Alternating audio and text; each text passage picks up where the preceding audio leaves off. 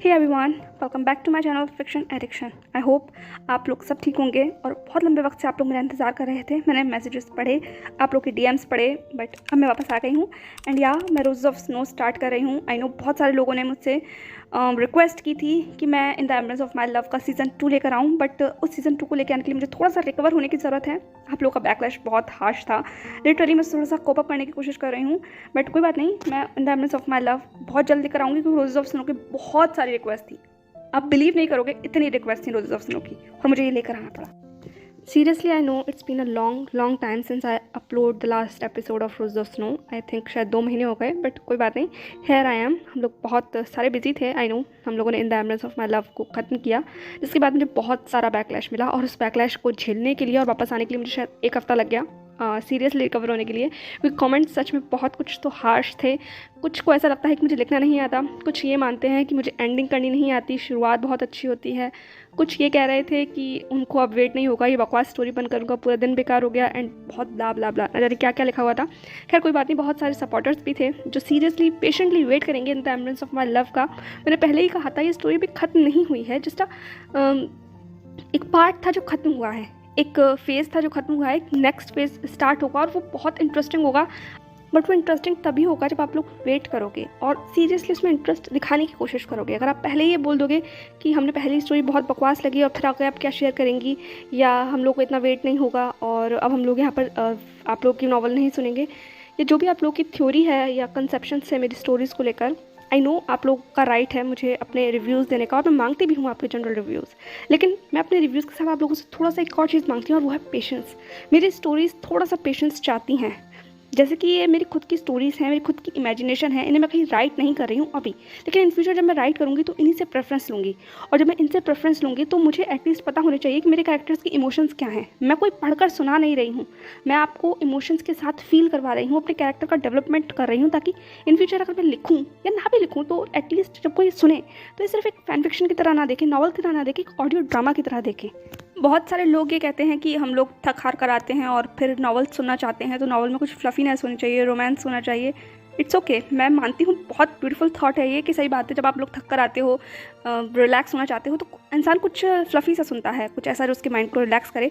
But एक thought ये भी है मेरा कि अगर मैं सब कुछ फ्लफ़ लिखने लग जाऊँगी, रोमांस लिखने लग जाऊँगी, तो एटलीस्ट मेरे में वैरायटी कहाँ आएगी नॉवल के अंदर। मेरे लिए ये एक प्लेटफॉर्म है जिसके थ्रू मैं अपनी इमेजिनेशन को राइट कर सकती हूँ, इमेजिनेशन को शेयर कर सकती हूँ। अगर यहाँ भी मैं सिर्फ वही लिखने लग जाऊँ जो नॉर्मल रोमांस होता है, तो फिर फ़र्क क्या रह जाएगा, उसमें चेंजेस कहाँ आएंगे। मतलब वही होगा, 2 कैरेक्टर्स मिलेंगे, उनके बीच लव होगा, एक ज़रा सी मिसअंडरस्टैंडिंग होगी, उसके बाद वापस वो लोग मिलेंगे एंड स्टोरी खत्म, दैट्स इट। क्या आप लोग यही चाहते हैं, सिर्फ इसी तरीके के फैन फिक्शन चाहते हैं? अगर आप चाहते हैं तो सॉरी टू से, बट मुझसे इस तरीके के फैन फिक्शन नहीं लिखे जाएंगे जिसमें सिर्फ एक सिंपल स्टोरी हो, 2 मेन, जिसका मकसद ये है कि 2 मेन कैरेक्टर्स को एक साथ रखना है और उनके बीच फ्लफ दिखाना है, रोमांस दिखाना है, दैट्स ऑल। इसके अलावा उसके अंदर कोई वैरायटी ना हो तो मुझसे नहीं हो पाएगा, ना ही तो मैं लिख पाऊँगी और ना ही फिर मैं शायद इन फैन फिक्शंस को कंटिन्यू कर पाऊँगी। मेरा फर्स्ट जो प्रेफरेंस रहता है वो राइटिंग है। अगर मेरा ऑडियो ड्रामा नहीं चल पाता तो फिर मैं डायरेक्ट अपनी राइटिंग पर स्विच कर जाऊँगी। जहाँ वीडियो नहीं होगी, एक राइटिंग प्लेटफॉर्म होगा, ईजान नहीं होगा, वांगशान नहीं होगा, या फिर शानवांग नहीं होगा, या कुछ भी वॉटएवर जो भी हम लोग फैन फिक्शंस यहाँ शेयर करते हैं, वहाँ वो नहीं होंगे। वहाँ हमारे स्ट्रेट कपल्स होंगे जो मेरी जो वहाँ की फैंडम है वो सुनना पसंद करती है। तो इट्स ओके।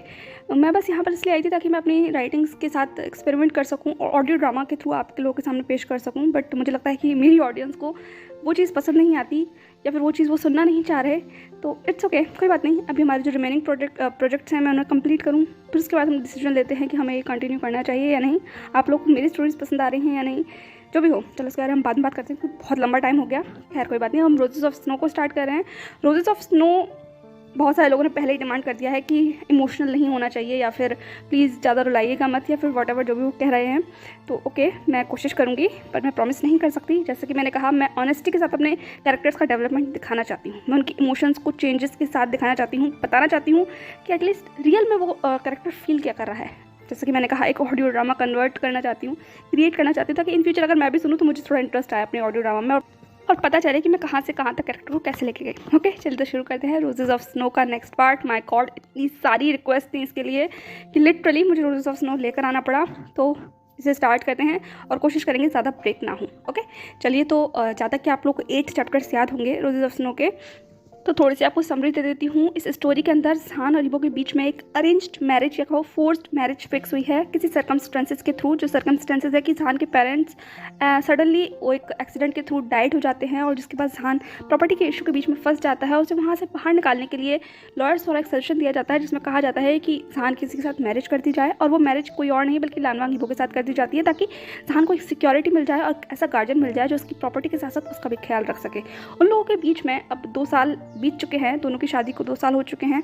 जहान अब लगभग कुछ 17 साल का है और ईबो अब लगभग कुछ 23 साल का है। बट किसी भी सिचुएशन में आके वो शादी तो हो जाती है, वो मैरिज तो हो जाती है, पर वो मैरिज क्या उस रिलेशनशिप में आगे बढ़ रही थी?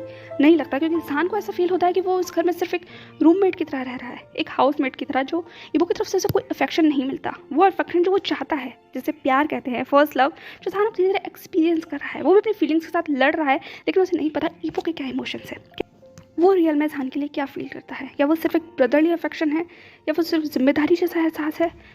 यही सब चीज़ के बीच में इंसान अभी लड़ रहा है और अपनी जगह बनाने की कोशिश कर रहा है ईबो के दिल में। पर क्या सच में इंसान को वहाँ जगह बनाने की ज़रूरत है? क्योंकि ईबो के दिल का वास्तविक हाल क्या है, इसके बारे में हम आगे आने वाले चैप्टर्स में जानेंगे। पर फिलहाल एक सवाल उठ गया है और सवाल है जहान के फ्यूचर एडमिशन को लेकर। जहान इस वक्त सिर्फ चाइना में पढ़ना चाहता है ताकि वो ईबो के पास रह सके, पर ईबो ने डिसाइड कर लिया है कि वो जहान को ऑक्सफोर्ड भेजेगा, या यूँ कहो ऑलरेडी जहान का फ्यूचर सब कुछ प्लान है जो कि ईबो के अकॉर्डिंग हो चुका है, लेकिन जहान नहीं जाना चाहता। और उसी चीज़ को मनाने के लिए और ईबो को एक और चीज़ के लिए इन्वाइट करने के लिए, और जो है फेयरवेल पार्टी, उसके लिए जहान अब एक सफ़र तय कर रहा है और वो सफ़र है उसके कॉलेज से या कहो उसके स्कूल से ईबो के ऑफिस का। तो चलिए इस चैप्टर को शुरू करते हैं, देखते हैं आगे क्या होता है। Let's start. लगभग 1 घंटे के बाद जहान फाइनली लान कॉर्पोरेशन में पहुंच चुका था। यूँ तो जहान यहाँ पर बहुत बार नहीं आया है, गिन चुनकर 3 या 4 बार आया होगा, वो भी शादी के बाद।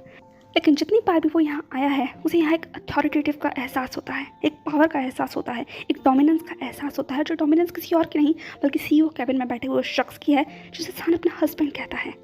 यहाँ हवाओं में ही ईबो के होने का एहसास है। जैसे जैसे वो अपना कदम आगे बढ़ा रहा था, वो महसूस कर सकता था कि ऑफिस का एनवायरनमेंट कितना टाइट है, टेंस है। हर इंसान अपने काम में जुटा हुआ है, डूबा हुआ है, किसी के पास भी गलती की कोई गुंजाइश नहीं है। जहान आगे बढ़ रहा था, उसके कंधे पर उसका बैग झूल रहा था और आंखें इधर उधर घूम रही थी, फेस पर मास्क था। जहान ऐसे ही यहाँ आना पसंद करता है। उसे नहीं अच्छा लगता कि लोग उसके आगे तुरंत उसे ग्रीट करना शुरू कर दें या उसके आगे पीछे घूमना शुरू कर दें, वो गॉसिप का कारण बन जाए, क्योंकि लोगों के बीच में शाओ और लान को लेकर अक्सर गॉसिप शुरू हो जाती है जब भी वो लोग एक दूसरे को साथ देखते हैं, और खासकर जहान को ईबो के साथ देखा जाता है। हाँ, वो लोग नहीं जानते कि ईबो और जहान का रियल रिलेशनशिप क्या है, लेकिन लोग अपनी जो थ्योरी है या कंसेप्शन है उसे बनाने से भी पीछे नहीं हटते, और कभी कभी वो बहुत ज़्यादा ब्रूटल हो जाते हैं अपने वर्ड्स को लेकर, जो कभी कभी जहान के कानों तक भी पहुंच जाते हैं, जो उसे नहीं पसंद आता। खासकर अपने लिए ईबो को सिर्फ ब्रदर की तरह देखना लोगों का जो कंसेप्शन है वो उसे बिल्कुल भी अच्छा नहीं लगता। इसीलिए जहान हमेशा प्रेफर करता है कि वो या तो ईबो से दूरी बनाकर रखे बाहर, या फिर जब भी वो साथ आए तो अपने फेस को कवर रखे ताकि लोग उन्हें ना पहचान पाए। एटलीस्ट बिजनेस सर्कल के अंदर जब तक बहुत एक्सट्रीम कंडीशन ना हो, जहान ये प्रिकॉशन लेता है, या यूँ कहो ईबो के लिए सब कुछ करता है, जैसे कि वो आज कर रहा था। वो तुरंत रिसेप्शन पर पहुंचता है जहाँ रिसेप्शनिस्ट ऑलरेडी अपने काम में इंडल्ज थी। उसने महसूस नहीं किया, लेकिन जब उसे एहसास हुआ कि कोई शख्स उसके सामने खड़ा है तो उसने अपनी नज़रों को उठाकर अपने गोल्डन फ्रेम को ठीक करते हुए सामने वाले शख्स से पूछा, excuse me sir, you want anything, how may I help you.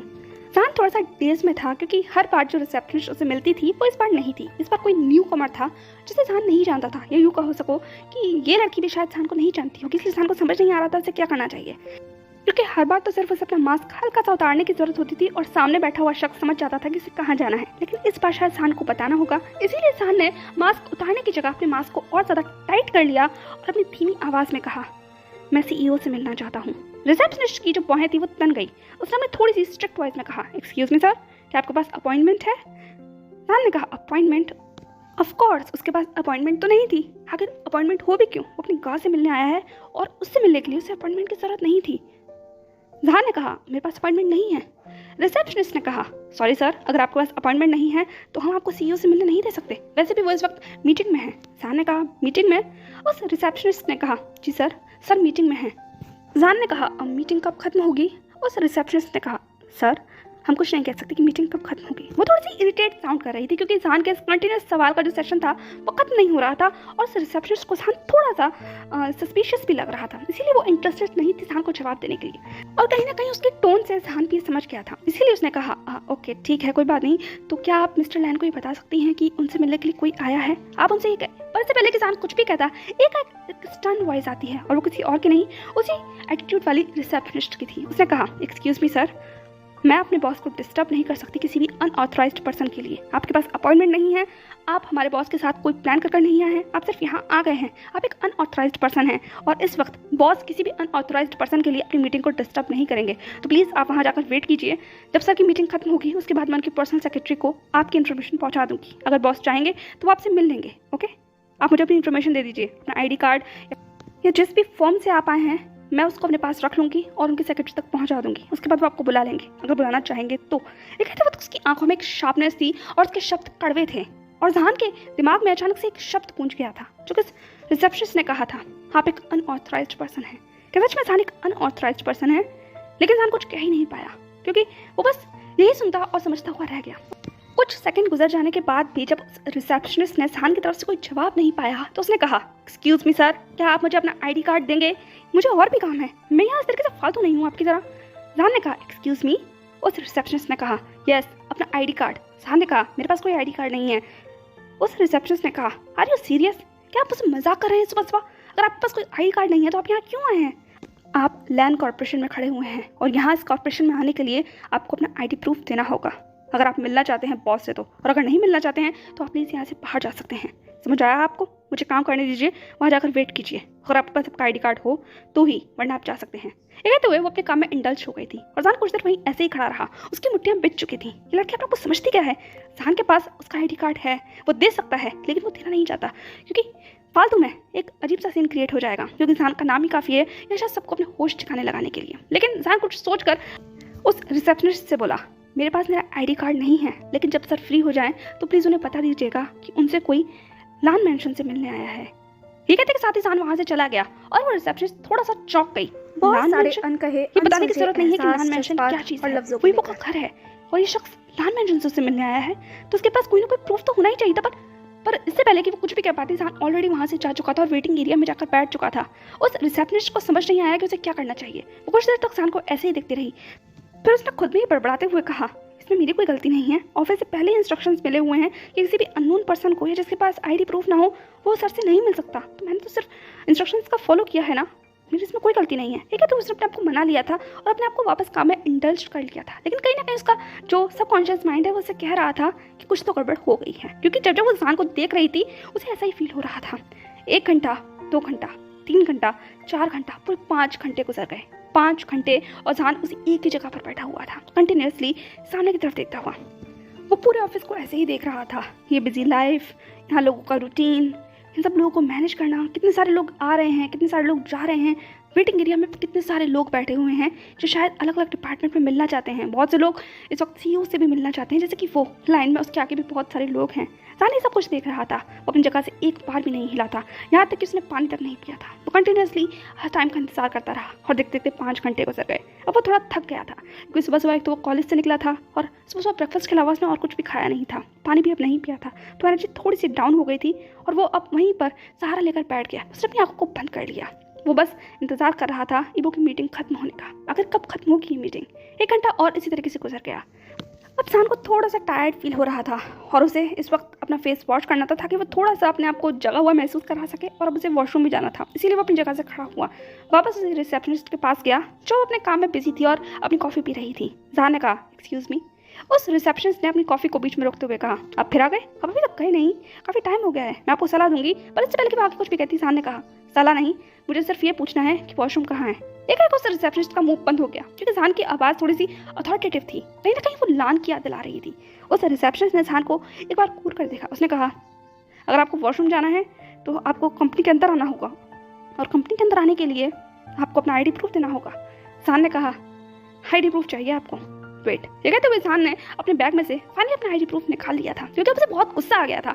अपनी गाह की कंपनी में जाने के लिए उसे अपना ID प्रूफ देना होगा। कोई बात नहीं, देखते हैं इस ID प्रूफ को लेने के बाद इस रिसेप्शनिस्ट के क्या एक्सप्रेशन होने वाले हैं। इसीलिए जान ने उस ID प्रूफ को अपने बैग से निकाला और वहीं टेबल पर रख दिया। उस रिसेप्शनिस्ट ने ID प्रूफ को देखने से पहले जान के चेहरे की तरफ एक डिस्गस्टिंग लुक दिया था और जान के फेस के ऊपर ऑलरेडी एक स्मिक आ चुका था और वो स्मिक और साथ तब बड़ा हो गया जब वहाँ पर फाइनली वो रिसेप्शनिस्ट आ गई थी जो हमेशा से वहाँ बैठती थी और उसने जान को देखते से ही पहचान लिया था। उसने कहा, मिस्टर शाओ, अब जाकर वो जो दूसरी रिसेप्शनिस्ट थी उसके मुंह से जो कॉफ़ी थी वो निकलते निकलते बची। उसने कफ करते हुए कहा, व्हाट मिस्टर शाओ। उसने उस आईडी प्रूफ को उठाकर अपनी आंखों के सामने किया और उस शब्द को पढ़कर जहान के चेहरे की तरफ देखने लगी, जो कि ऑलरेडी मार्क्स से कवर था, लेकिन उसकी आंखें जो ऑलरेडी मॉकिंग टोन में कह रही थी, अब तुम्हें समझ आया मैं कौन हूँ। बेचारी रिसेप्शनिस्ट ने तुरंत वो करते हुए कहा, सॉरी सर मुझे पता नहीं था। जहान ने कहा, तो पता कर लेना चाहिए। ये कहते हुए उसने अपना आईडी प्रूफ लिया, उस दूसरी रिसेप्शनिस्ट की तरफ वो करते हुए कहा, थैंक्स आंट। उस रिसेप्शनिस्ट ने कहा, don't worry sir, I am really sorry, हमें पता नहीं था आप यहाँ आने वाले हैं। जहान ने कहा, it's not a big deal, but या मैं गा से इस बारे में ज़रूर बात करूंगा कि उन्होंने कितने रूड पर्सन को यहाँ रखा हुआ है। ये कहते हुए जहान उस दूसरी रिसेप्शनिस्ट को क्लियर देता हुआ वहाँ से जा चुका था। बेचारी दूसरी रिसेप्शनिस्ट के तो पैरों के नीचे ज़मीन निकल गई। उसने कहा, क्या मेरी जॉब जाने वाली है। उस रिसेप्शनिस्ट ने मुड़ते हुए कहा, हाँ फॉर श्योर। वहीं दूसरी तरफ जहान फाइनली उस स्टाफ वॉशरूम में आ चुका था। उसने अपने फेस को क्लीन किया, बालों को सेट किया और बहुत सारा ठंडा पानी अपनी आंखों में डाला ताकि उसकी आंखों से वो नींद जा सके। वो जितना टायर्ड दिख रहा था वो सारी टायर्डनेस उस ठंडे पानी से थोड़ी सी हद तक कम हो गई थी। उसने अपने हाथों को स्ट्रेच किया। उसके बाद अपने आप को मिरर में देखते हुए कहा, कम ऑन जहान, तुम जानते हो तुम इस वक्त चाइना के सबसे बिजिएस्ट मैन के पास खड़े हुए हो, तो इतना टाइम तो लगना ही था ना। वैसे भी तुमने गा से मिलने आए हो और उनके पास तो बहुत लंबी लाइन रहती है लोगों से मिलने की, तुम्हारा भी नंबर आ ही जाएगा। ठीक है, तो जहान ने अपने आप को चेयर अप किया और फाइनली वो वॉशरूम से बाहर आ गया था। पर जैसे ही वो वॉशरूम से बाहर आकर कॉरिडोर से आगे बढ़ रहा था इबो के कैबिन में पहुंचने के लिए, तभी उसका सामना उस शख्स से हो गया जिससे वो मिलना अभी इस वक्त पे तो बिल्कुल नहीं चाहता था। और वो कोई और नहीं बल्कि जाओ लूशी थी, जो वही अपने किसी सबऑर्डिनेट के साथ बात करती हुई आगे बढ़ रही थी। जहान ने फेस से अपना मास्क हल्का सा हटा दिया था क्योंकि वो बेबी फेस अपना क्लीन कर आया था और इससे पहले कि वो मास्क लगा था जाओ लूसी ने उसे देख लिया था। लूसी ने कहा, मिस्टर शाओ। जहान ने कहा, हाँ मिस्टर लुओ। लूसी ने कहा, what are you doing here. ये कहते वक्त लूसी की आवाज़ में एक शॉक तो था ही, साथ ही साथ थोड़ी सी इरिटेटिंग टोन भी थी। जहान एकदम से थोड़ा सा स्टंट हो गया इस सवाल को सुनकर। उसने कहा, मैं कहाँ से मिलने आया हूँ। उसने बहुत कैजुअली बात कह रही थी और ये बात सुनकर कहीं ना कहीं लूसी के फेस के जो एक्सप्रेशन थे वो थोड़े से टाइट हो गए। उसने कहा, गौ से मिलने, यू मीन मिस्टर लान से मिलना है। जहान ने कहा, मैं वांगीबो से मिलने आया हूँ। जहान के मुझे इतना कैजुअली नाम सुनकर लूसी को बिल्कुल भी अच्छा नहीं लग रहा था, लेकिन वो कुछ कह नहीं सकती थी। उसने कहा, आप मिस्टर लान से मिलने आए हैं तो क्या आपके पास अपॉइंटमेंट है। जहान ने कहा, मुझे कार से मिलने के लिए कोई अपॉइंटमेंट की ज़रूरत नहीं है और ऑलरेडी मैं बहुत लंबा इंतजार कर चुका हूँ। बहुत देर से उनका वेट कर रहा हूँ कि उनकी मीटिंग खत्म हो गई। लूसी ने कहा, नहीं अभी खत्म नहीं हुई है। जहान ने कहा, कोई बात नहीं, मैं उनके कैबिन में जाकर उनका वेट कर लूंगा। ये कहते हुए जहान आगे बढ़ने लगा, लूसी को वहीं छोड़कर। लूसी को कुछ समझ नहीं आया, इबो के कैबिन में उसके अलावा किसी और को जाने की इजाज़त नहीं है, या सिर्फ उसके सेक्रेटरी कभी कभी जा सकते हैं किसी इंपॉर्टेंट फाइल को लेते हुए, लेकिन जहान ऐसे ही कैजुअली उसके कैबिन में नहीं जा सकता। और कहीं ना कहीं से जहान और इबो का जो नज़दीकी थी वो भी याद आ गई थी, जो उसे एक बिटर लुक दे रही थी। इसलिए उसने तुरंत मुड़ते हुए कहा, मिस्टर शाओ। जहान अपनी जगह पर रुक गया। उसने लूसी की तरफ देखते हुए कहा, जी मिस्टर लुओ। लूसी ने तुरंत आगे आते हुए कहा, आप इस तरीके से बॉस के कैबिन में नहीं जा सकते। जहान ने कहा, एक्सक्यूज मी।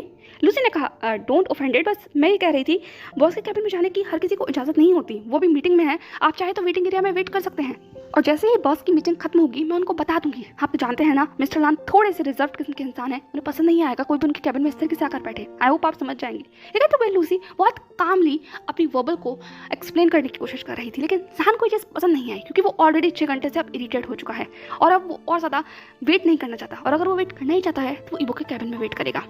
इसीलिए उसने लूसी की तरफ देखते हुए कहा, ओह तो आपको इस बात की चिंता है कि गा नाराज हो जाएंगे। लूसी ने कहा, सर नाराज हो जाएंगे। लेकिन जहान के चेहरे के ऊपर एक स्माइल आ गई। उसने कहा, ट्रस्ट मी, गा बिल्कुल भी नाराज नहीं होंगे, और अगर नाराज हों तो उनसे कह देना मैंने कहा था उनके कैबिन में बैठने के लिए और आपके ऊपर कोई बात नहीं आएगी। ओके, ये कहते हुए जहान बिना कोई जवाब को सुने हुए वहाँ से जा चुका था, लूसी को वहीं ऐसे ही स्टंट छोड़कर। और जहान को वहाँ से जाता हुआ देखकर लूसी के हाथों की जो मुट्ठियाँ थी वो और ज़्यादा टाइट हो गई। उसने कहा, हाउ डेयर ही, इसकी हिम्मत कैसे मुझसे इस तरीके से बात करने की, और ये अपने आपको समझता क्या है, ये बॉस के कैबिन में ऐसे नहीं जा सकता। इसी बीच में उसके पास शाओटोंग आ गई थी, जो बहुत देर से वहीं जहान की और लूसी की कॉन्वर्सेशन को पहले ही देख रही थी। शाओटोंग ने आगे आते हुए कहा, मैंने तो तुमसे कहा था इन दोनों के बीच में कुछ तो केमिस्ट्री है, तुमने देखा नहीं वो किस अथॉरिटेटिव से मिस्टर लान का नाम ले रहा था। कुछ तो स्पेशल कनेक्शन है। लूसी ने घूरते हुए शाओटोंग की तरफ देखते हुए कहा, अपनी बकवास बंद करो। शाओटोंग ने कहा, मैं तो बंद कर लूंगी, पर तुम क्या उसे रोक सकती हो। वो इस वक्त कैबिन में जाकर आराम से मस्त एसी की हवा खा रहा होगा और अपना हक जता रहा होगा तुम्हारे फ्यूचर प्रिंस के लिए, जिसे तुम अपना हस्बैंड बनाना चाहती हो। पर अनफॉर्चुनेटली तुम्हारा हस्बैंड तो ऑलरेडी किसी और का गार्जियन बन चुका है, या यूँ कहो किसी इतने बड़े बॉय का फादर बन चुका है। तो हैप्पी टू सी यू। ठीक कहते हुए शाओटोंग वहाँ से जा चुकी थी, या यूँ कहो अपनी मिर्च मसाला छोड़कर लूसी के दिमाग को ऑलरेडी खराब कर वो तो वहाँ से जा चुकी थी। लेकिन लूसी के फेस के ऊपर जो एक्सप्रेशन थे वो बिल्कुल भी ठीक नहीं थे। अगले ही कुछ सेकंड के अंदर वो फाइनली इबो के कैबिन तक पहुंच गई थी और उसने तुरंत बिना किसी बात को सोचे हुए कैबिन का दरवाजा खोला। जान वहीं पर काउच पर बैठकर मैगजीन पढ़ रहा था और सडन एंट्रेंस से वो थोड़ा सा चौंक गया था। उसने सामने की तरफ देखा तो सामने लूसी खड़ी हुई थी अपनी वही टाइट फिटेड ड्रेस के साथ, फेस के ऊपर वो कॉन्फिडेंस लुक, चेहरे के ऊपर एक ब्यूटीफुल सी स्माइल। उसने आगे आते हुए कहा, आपके लिए कुछ लाओ मिस्टर शाह। मिस्टर वांग ही वो भी थोड़ा बिजी हैं। ये कहते हुए लूसी स्माइल दे रही थी, लेकिन वो जिस तरीके से ईबो को प्रेफर कर रही थी ये चीज़ जान को अच्छी नहीं लगी। उसने खड़े होते हुए कहा, गा अभी बिजी है? लूसी ने कहा, हाँ ईबो बिजी है, वो भी थोड़ी देर बाद आएगा, मैंने उस तक इन्फॉर्मेशन पहुंचा दी है। एकदम से जान और ज़्यादा चौंक गया। उसने लूसी की तरफ देखते हुए कहा, आप गा को उनके नाम से बुलाती हैं? लूसी और जहान एक दूसरे को पसंद नहीं करते, ये बात दोनों ही जानते हैं, क्योंकि जब भी वो लोग आमने सामने आते हैं तो उन लोगों के बीच में ऐसे ही इंटरेक्शन होता है। लेकिन जहान ने इतने टाइम में पहली बार लूसी को ईबो का नाम इस तरीके से कैजुअली लेते हुए सुना था। यूँ तो उनकी मुलाकात बहुत ज़्यादा बार नहीं हुई, लेकिन जितनी भी बार हुई है हमेशा लूसी ईबो को हमेशा उसके फॉर्मल नेम से बुलाती है या सर कहकर एड्रेस करती है। इसीलिए जहान थोड़ा सा चौंक गया था और वो चौंकना उसके फेस के ऊपर नजर आ रहा था, और कहीं ना कहीं ये चीज़ लूसी को एक अजीब सी स्माइल दे रही थी या को एक हैप्पीनेस दे रही थी। लूसी ने आगे आते हुए कहा, हो come on mister Shah, you know ना, मैं और ईबो दोनों कॉलेज फ्रेंड्स थे और हम लोगों के बीच तो इस तरीके से बात होना नॉर्मल है ना। और वैसे भी ईबो ने खुद ही कहा है कि मैं उसे ईबो बुला सकती हूँ जब मैं कैबिन के अंदर हूँ या किसी उनके पर्सनल फैमिली मेंबर से बात कर रही हूँ। और तुम तो उसके फैमिली हो ना, उसके भाई जैसे हो, तो तुम साथ हमारे सामने क्या फॉर्म रेडी करना। ईबो भी आ जाएगा, डोंट वरी, तुम यहाँ बैठो, तुम्हारे लिए मैं नाश्ता लेकर आती हूँ, ठीक है? मैंने ईबो से कहा था, उन्होंने मुझसे कहा है तुम्हें क्या पसंद है तो मैं तुम्हारे लिए लेकर आऊँगी। यू ग्रिल्ड सैंडविच चाहिए ना तुम्हें? कहते हुए लूसी ने जान की तरफ देखा। जान तो अपनी जगह पर ऑलरेडी हक्का बक्का खड़ा हो चुका था, उसे कुछ समझ नहीं आ रहा था जो कुछ भी लूसी ने कहा। वो गा की फ्रेंड है, गा ने लूसी से कहा है कि जान को ग्रिल्ड सैंडविच पसंद है और वो लोग फॉर्मली बात करते हैं। गा ने खुद परमिशन दिया। बहुत सारे सवाल थे जो उसके दिमाग में चल रहे थे और वो चीज़ उसके चेहरे पर भी नजर आ रही थी। वो शॉक खड़ा हुआ था। लूसी ने कदम आगे बढ़ाते हुए कहा, जान आर यू ओके? जान एकदम से चौंक गया जब लूसी ने अपना हाथ जान के कंधे पर रखा। उसने अपने आप को 2 कदम दूर कर लिया। उसने कहा, हाँ मैं ठीक हूँ और मुझे कुछ नहीं चाहिए। ये कहते हुए जान लूसी की तरफ देखने लगा। लूसी ने कहा, ऐसे कैसे? ये वो बुरा मान जाएगा अगर मैंने उसके किसी फैमिली मेंबर को अच्छे से रिस्पेक्ट नहीं किया। यू नो ना, वो थोड़ा सा रिजर्व्ड है और वो हर चीज़ को बहुत पंक्चुअली चाहता है। तो प्लीज़ कम ऑन, बताओ तुम्हें क्या चाहिए, मैं तुम्हारे लिए लाकर दूंगी। जान को ये बिल्कुल भी अच्छा नहीं लग रहा था। उसके फेस पे वो एक्सप्रेशन और उसके माउथ में एक बिटर टेस्ट आ गया था। उसने कहा, मिस लुओ, मुझे कुछ नहीं चाहिए। ये कहते हुए जान की वॉइस थोड़ी सी स्टर्न हो गई थी। जान ने कहा, अगर मुझे कुछ चाहिए तो मैं आपसे मांग लूंगा, ओके? लूसी भी समझ गई थी, उसके फेस से भी वो स्माइल जा चुकी थी। उसने जान की तरफ देखते हुए कहा, एज योर विश। ये कहते हुए वो ईबो की टेबल की तरफ पढ़ने लगी। जान बस यही देख रहा